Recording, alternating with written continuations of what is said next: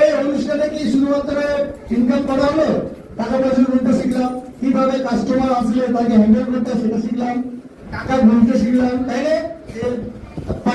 পাঁচজন এসছে তাকে বলে দাও আমি একটু পরে দিচ্ছি, তুমি দাঁড়াও, ওয়েট করো। এটা একটা সোশ্যালাইজেশন, সামাজিকরণ, মানুষের কিভাবে ব্যবহার করতে হয়। বড় হলে আমাদেরকে এরকম করতে হবে যে যত এই সোশ্যালাইজেশন ভালো পারে সে তত বড় হয়।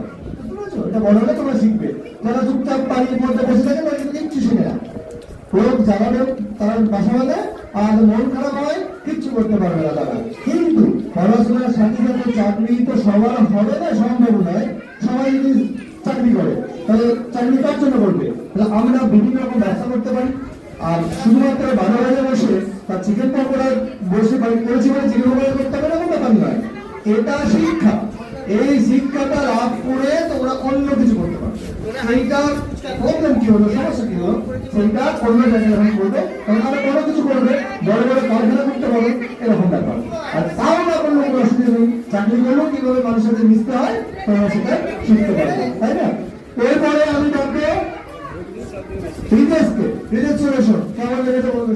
ধানমন্ডি